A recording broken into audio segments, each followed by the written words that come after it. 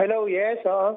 Good morning po, Sir Larry. Si Hello. Chacha po ito at si Maricel Halili. Hi, hi, good morning, Chacha and Marcel. Good Good morning. morning po, Sir Larry. Thank you for being on the show, sir, ngayong Monday morning. Unang-una po, sir, itong napakabagal nga na pagkuha ng NFA rice sa mga LGUs po natin ngayon or local government units. Ano pong pangunahing dahilan nito?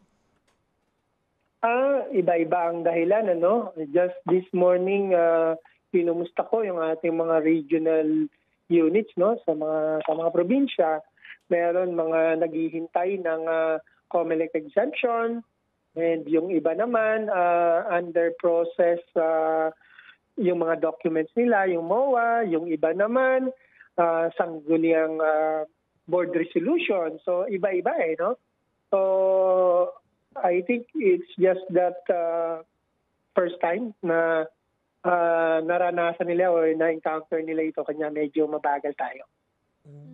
So different reasons. Pero even before po magsimula halimbawa yung pagbabawal nga sa mga LGU na gumastos muna dahil may kinalaman sa eleksyon, medyo nauna po na 'di ba, nag-announce ang NFA that you will be selling ito pong mga stock ng bigas na meron kayo ngayon. Hindi agad na iklaro po lahat para na-dispose sana natin ng mas mabilisan. Nataabot pa po ba kung sakali after po nung inaantay nito mga LGUs natin sa COMELEC na approval?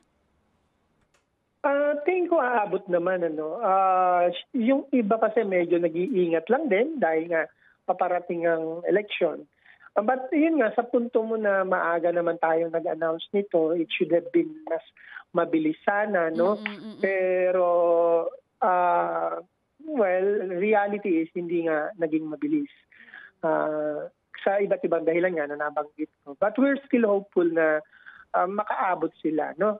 Marami naman inaayos nila ngayon, kumbaga under preparation, in the negotiation, and yung mga resolutions, may mga ganun. Oo. Hindi po ba kasama sa dahilan na bago pa dumating yung pagbabawal ng COMELEC sa paggastos po ng mga LGUs natin, kasama din po ba sa dahilan yung baka dahil lumang stock po ito, kaya ayaw din kunin ng mga LGU? Hindi po lumang stocks ito, no? Yung sa food security emergency, lahat po ito ay mga newly milled stocks, no? Yung declaration ng food security emergency, it doesn't say old stocks. Ito po yung mga new stocks. Kasi nasa sa batas, pwede lang namin ibenta ang new stocks through calamities, emergencies, or kapag may declaration ng food security emergency. Ang aged stocks po natin ay totally different case po yun, which is tuloy-tuloy po yung pagbibenta natin sa Kadiwa under the P29 program o yung 29 pesos per kilo. Okay. So this is not an old stock, pero yung old stock, na-release na po ba natin lahat? Hindi. Hindi pa rin lahat. Hindi naman din ganong kabilis-bilis dispose ng old stocks through Kadiwa. Hanggang sa ngayon, nagpaparami pa rin naman tayo ng mga Kadiwa outlets, no, or stores.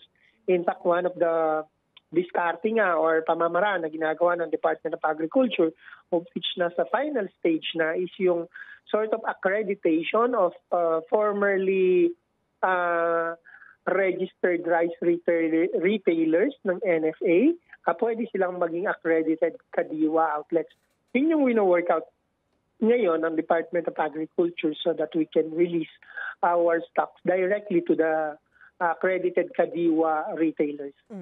Okay. Sir, si Maricel po ito. Base po kasi dun sa initial report, sinasabi na nasa 70 local government units yung nagsabi ng interest na gusto nilang bumili from NFA. Ano pa na po yung actual numbers ngayon?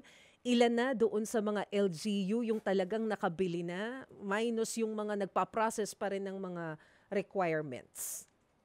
Well, medyo mababa. Ang actual lang na nakabili na ay una, Camarines Sur, no? Yung San Juan, I think Nabotas ba yun or Malabon, no? Tapos meron sa province of Cotabato. So, yan ay yung mga nakakuha na, no, sa under the food security emergency. So that's 4, 5. Less than 10 pa lang yung nakakabili. So, if that's Yes, the tama case, po yun. opo, if that's the case, sir, dahil kakaunti pa nga lang po yung nakakabili, at eto pa yung mga inventaryo natin na nakalagay dun sa warehouse, papasok syempre yung mga bagong bigas na hina-harvest, do we have enough space para ma-store etong mga bigas ng NFA? Ito, no, it's a problem na na-anticipate na natin noon. Kanya nga, ang pakiusap natin noon ay mailabas ang stocks through the food security emergency. Tama kayo, sa mga rice-producing regions natin, medyo puno na tayo dyan. Nagkakaroon na tayo ng problema ng mahabang pila ng magsasaka na nagbebenta ng palay dahil puno na nga ang ating mga bodega. In fact, we're resorting to, yun nga, nagpapahiram yung mga co-ops natin or organizations ng kanilang mga bodega. Pangalawa, yung mga local government units na may bodega. And then pangatlo, naghahanap na tayo ng mga marerentahan, no? Para lang ma-accommodate natin. Kung saan may espasyo pa, doon na natin pinadadala yung ibang mga palay, no? May mga warehouses kasi talagang wala na, full capacity na.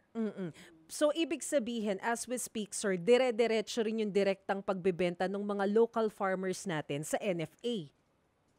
Ay, dire-diretso po yan. Hindi po tayo minto. At in fact, itong nakaraang March lang, almost 1 million bags ng palay ang ating nabili, no? Patuloy ito, dire-diretso itong pagbili natin ng palay sa mga magsasaka.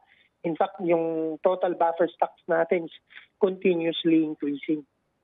So kung ganun pala, sir, na dire-diretso yung pagbebenta ng local farmers natin sa NFA pero hindi nabibili ng LGU mula sa NFA yung mga stock, ano po yung ginagawa ngayon ng NFA para mapabilis naman na ba hindi biro less than 10, parang lilima lamang po ata yung nabanggit ninyo kanina na LGUs na nakakabili out of 70 na nagpahayag ng interest. Ano po yung pwedeng gawin? Okay. Ganito, no? Una, yung nabanggit ko kanina, ang Department of Agriculture, medyo yun yung kanyang ginagawang paraan. Yung mga dating retailers ni NFA, pwedeng i-accredit na Kadiwa outlets. Pinag-aaralan na yan, nasa final stage na yan ng legal team, I think, ng Department of Agriculture. That's one way. Pangalawa, kami, sabi ko, kung talagang hindi marirelease yan, then we will use the other option where we will auction off the stocks, no? Open for public, kumbaga, bidding na sila rito kung sino gusto bumili nung bigas. Oo, sir, pahabol pa ha. Kasi nag-ikot-ikot din kami, siguro mga a few months ago, mga 2 months ago yata, dito sa palengke sa may Quezon City. At ang karaniwan po na kinukwento nung mga tindera dyan at saka yung mga consumer, kaya hindi rin nila mapatronize yung mga NFA rice kasi iba raw po talaga yung amoy. Parang feeling nila it's not edible, hindi siya for human consumption. Any comment on pero that, sir? Hindi yata accurate yun, no? Yung sa aging stocks natin na binebenta natin na P29, well, ever since umpisa pa lang sinabi naman natin, mas iba yung amoy niyan, laon ang amoy niyan. Alam naman natin yon, no? It's natural smell ng medyo aged stocks. Pero isang hugas lang yan, tanggal ang amoy niyan eh. I mean, ganun lang talaga yon. Pero yung dito sa food security emergency, mga bagong stocks po ito, no? Yun nga, ang aming assurance, hindi naman kami maglalabas ng pangit na stocks. At yan ay aming tinetest naman, no, on a monthly basis. So, I think those, yung comments na ganun, medyo agam-agam siguro nila. They're just voicing out. Pero, in reality, hindi naman po ganun, no? Kapag hindi na po pwede for human consumption, ay hindi po natin yan ipapalabas. Okay. Sir Larry, tama po, no? Nilabas yung Circular Number 4, Series of 2025, last around Feb. Tama po, sir? Yeah, around February po yan. No? Around February. Dun sa circular na po na yun, ang nakalagay is sa Metro Manila, may 150,000 bags ng bigas bawat buwan. Tapos, ang total, 625,000 ng bags naman ilalaan for the whole country. As we speak, Mm-mm. ito po bang yung mga nabanggit natin na figures kanina, 150,000 for Manila, 625,000 for the whole country, yan po ba'y old or new stocks ng bigas? Ano po yan? It's both. No? Merong old, merong new. Pero sa ngayon, dumagdag pa po yan. Oo. Yung milled rice natin, nasa mahigit 1 million na. No? Tumaas na po yung mga numbers niyan dahil patuloy po tayong gumigiling ng palay para gawing bigas. And at the same time, we're buying palay from our farmers. Tumaas na po yung figures niyan. Okay, so as we speak now, ilan na po ngayon ang stock natin sa mga warehouse natin na up for release po? Mga ngayon, roughly mga 1.1 million sako ng bigas nationwide. 1.1 million na sako ng bigas. Ilan po dyan ang old stock dun sa 1.1 million? Well, varying ages yan. Pero pag sinabi nating nakatungtong ng 2 months, no? Yung mga nakatungtong na ng 2 months, kalahati po yan, mga 500,000 bags, no? Yung kakagiling lang, less than 2 months, mga nasa yan, mga 600,000 bags, mga ganyan yan. So, meron tayong kalahating milyon na bags ng bigas na old stock na sinasabi nyo, mga 2 buwan na po ang Mga 2 months na, at least 2 months. At least 2 months na po since nung pong minil po itong mga bigas na ito, no? So, dito po sa 500,000 na meron po tayo ngayon, sir, until when yung consumption and gaano po kaya kabilis ang pag-release nito para hindi masayang? Definitely hindi ito masasayang. No? As I've said kanina, minamadali na rin namin yung auction procedures. Ipapa-auction po natin ito, no? Para hindi rin ito masayang. At hindi po natin nahayaan yun. No? And at the same time, yung P29 ng Kadiwa, yung ating aging stocks for our vulnerable sectors, tuloy-tuloy po yan, pinaparami pa. In fact, marami pa mamaranang ginagawa ng DE para maparami. Hindi po siya masasayang, up for auction na po ito. Pero kung 2 months na po in the warehouse, gaano katagal na good for consumption po pag gano'n nakatagal na inimbak? Wala po bang ito, amoy itong mga bigas na ito sa ngayon? I mean, okay pa po ba siya talaga na makonsume? Okay po lahat ito. Consumable condition po lahat ito. Fit for human consumption. Kasi as I said, on a monthly basis, tinetest po natin yan sa laboratory, inaamoy din po natin yan. Pero reality is, kapag medyo laon or nag-age ang stocks, medyo nagbabago talaga ng kaunti ang amoy yan. Hindi po natin, hindi po natin mapipigilan yan. Ganun po yun. Okay. Yun naman pong binebenta natin sa Kadiwa at P29. Ganun po, ganun ang amoy na siya pong tinatangkilik naman ng ating mga vulnerable sectors, no? Na hanggang ngayon, ika nga ay tinatangkilik sa mga Kadiwa stores. Pero gaano po kaya kabilis bago ma-release yung, medyo madami po yun, ano, sir? More than 500,000 sacks of rice. And may mga interested LGUs na po ba nasasali dun sa auction? At kung meron na po, ano-anong mga LGU po ito? Sa ngayon, wala pa tayong announcement na pinapalabas na we will auction it off, no? Pina-finalize pa lang natin yung guidelines. Nasa final patches na naman yan.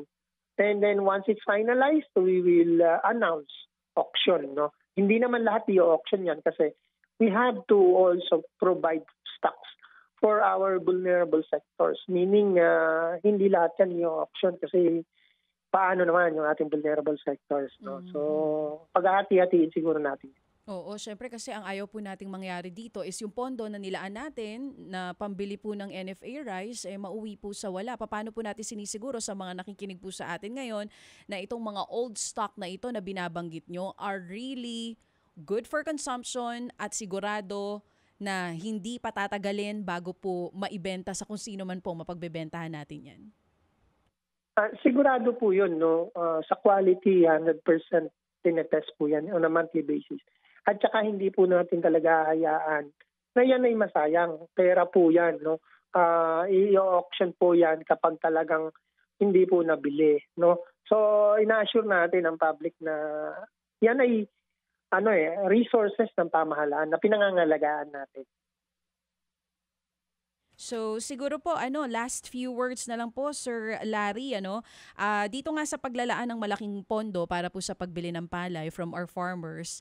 Paano rin po natin tinitiyak or paano tinitiyak ng NFA na ito pong presyo ng palay sa merkado ay mananatili pong patas naman for our farmers at hindi maapektuhan naman yung mga middlemen din natin or traders na sinasabi na posibleng magmanipula ng presyo? Okay, ganito no. Sa farmers muna. Sa ngayon ang presyo natin na bumibili tayo sa ating magsasaka 18 hanggang 19 pesos kada kilo kapag kakaani o yung tinatawag nating fresh. Pagdating naman sa tuyo, clean and dry, 24 pesos per kilo ang bili ng NFA. Na kung ikukumpara mo sa mga traders at millers, ang traders at millers ngayon ay roughly nasa 20 pesos per kilo ng clean and dry. So we're always more than, I think, average 4 pesos, no? Higher than local traders. So yun ang pagsuporta natin sa ating mga magsasaka. So yung sa trader, wala kaming masyadong diyan. Ang focus namin is yung ating mga magsasaka. Okay. Fine. Ay, sige pa, may pahabol po lang, dito. isa lang, Sir Larry. Kasi I think ang concern ng ilang mga farmers natin, local farmers natin, especially dyan sa southern part ng Pilipinas, meron bang enough na gamit ng NFA to help them transport the rice para maibenta po doon sa inyong ahensya? Kasi I think isa yun sa mga dahilan kung bakit idinadaan po nila sa mga middleman. Kasi yung mga middleman, pupunta na lang sa kanila, kukunin yung palay, mabebenta na. Unlike kung ibebenta nila sa NFA, mahirap for them na dalhin yung mga ibebenta nila doon sa mismong agency. Do we have enough transportation means para po sa kanila? To answer very straightforward, wala. No, konti. Very limited ang ating mga trucks. Kanyang nanghihingi rin tayo ng tulong sa mga local Department of Agriculture field units and local government units na yung mga pwedeng magpahiram ng truck, no? Para madala ng ating mga magsasaka sa NFA yung kanilang produkto. Yun po ang katotohanan dyan. I think it's years and years of non-investment, no, sa NFA, hindi lang sa NFA, sa gobyerno, no, yung years and years na dapat noon pa nakabili na tayo ng maraming truck. Dapat noon pa nakabili na tayo ng mga processing facilities. Pero ngayon ginagawa na lahat to. In fact, this year we will be buying 90 trucks sa NFA. Next year we'll buy another 150 trucks. Para lang matugunan natin itong pangangailangan na ito ng ating mga magsasaka. We have computed it already. Pwede natin bilhin yan ngayon at next year. And then eventually, in 2 years' time, makakadiretso tayo halos sa mga magsasaka. Gaano po ba kalaki yung shortage natin? Although you already have plans. Shortage ng trucks or shortage ng... Yung transportation. Based on my computation, our computation, we need at least 600 trucks nationwide to cater yung ating mga magsasaka. Yun ang realidad. In fact, kasi sa pagkaka-structure ng ating agriculture, medyo challenge lagi yan, logistics at saka post-harvest facilities. Ang liliit ng mga sukat ng lupa, marami kang kausap na magsasaka, so talagang structurally medyo challenging talaga yan. Yun ang ibig kong sabihin. Opo nga. So, kasi syempre naapektuhan din yung bigas no? Yung presyo kapag hindi talaga po nadidiretso. But for now, habang ang sinasabi po ninyo may plano na for procurement, kaso wala pa, ano po yung temporary solution natin for the local farmers? Sa ngayon, they can coordinate with their organization or farmers co-ops na may kakayahan yan. Pwede silang mag-pooling, no? Sama-sama, saka mag-deliver. In fact, ganun ang ginagawa ng karamihan. Sa nakikita nila na may mga truck na nakapila sa NFA, mga truck ng co-op yan or truck yan na nirentahan ng mga co-op na nagsama-sama yung mga magsasaka. Yun ang actually, kung titignan mo, in a business sense, yun yung proper way to do consolidation. Isa ang maghahatid para mas economical, which is yun yung gusto nating ma-achieve sa hinaharap. Oo. Sir, balikan ko lang po itong issue natin with LGUs. Meron po ba silang recommendation sa NFA, sa coordination nyo po sa kanila, kung paano nga mas mapibilisin yung proseso dito po sa pagkuha nila ng NFA rice? And also, meron po kayong binanggit sa mga naunang panayam nyo po noon na may mga LGU na nahihirapang kumuha ng NFA rice dahil sa kakulangan ng kanilang pondo. May babaguhin din po ba kayo sa setup ng pagbabayad ng LGU sa pagkuha po ng NFA rice? Ganito, no, kung may mga suggestion ba kaming naririnig from LGU kung Yes, paano mas mapapabilis.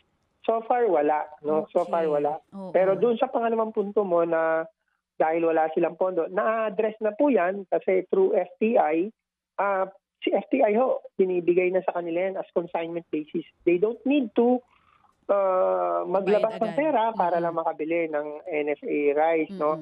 Si FTI is willing, meron silang agreement mo na on a consignment basis. So, yung aspeto na yan, medyo nasolve na yan. Okay. So, gaano po katagal bago sila magbayad sa inyo? Sa amin, hindi kami kasi yung kadil nila diretso. No? Si FTI na. So, si FTI will pay kay NFA. Si FTI ang bahalang maningil sa mga LGU para mas mabilis na po. No? Kasi nga, ang ibang problema, yung ibang LGUs, wala silang fund to get NFA rice. Yes. Yeah, wala silang fund. Pangalawa, meron silang calamity fund, hindi rin nila pwedeng gamitin doon. No? Kasi hindi mo pwedeng gawing pang-ayuda bawal sa COMELEC. So, mga ganong aspeto. So, just to, yung share, ang alam ko, ang binibigay ni FTI na on a consignment basis is 30 days consignment basis. Okay, last na lang po, Sir Larry, mensahe po natin sa publiko na walang masasayang na old stock ng bigas and this is really all for consumption at ginagawa lahat ng NFA ang inyo pong makakaya para mas mai-release po ng mas maaga itong mga bigas na meron po tayo sa mga warehouse sa ngayon. Tama po, no, sa mga kababayan natin. Una, tinitiyak po natin wala po tayong magiging problema sa ating buffer stocks. Kahit dumating ang bagyo or calamity, meron po tayong hugutin. We have a very healthy stock, no, in terms of numbers. Doon naman sa ating mga kamagsasaka, ay patuloy po kami naaalalay sa presyuhan. Although limited ang aming kakayahan, pero at least meron po kayong option na mapupuntahan ang gobyerno, ang NFA, na bibili ng mas mataas na presyo sa inyong mga inani. Sa mga consumers naman, sana makarating na sa inyo yung murang bigas. And ako nakikiusap sa ating mga kababayan na tangkilikin po natin yung ating sariling produkto. Ito pong bigas ni NFA ay 100% produce ng ating mga magsasaka. So kung gusto po ninyong tulungan ng ating magsasaka, tangkilikin po natin yung ating NFA rice. Ayun. Maraming salamat po, Sir Larry Lacson, ang Administrator po ng National Food Authority. Thank you po, sir. Thank you rin po.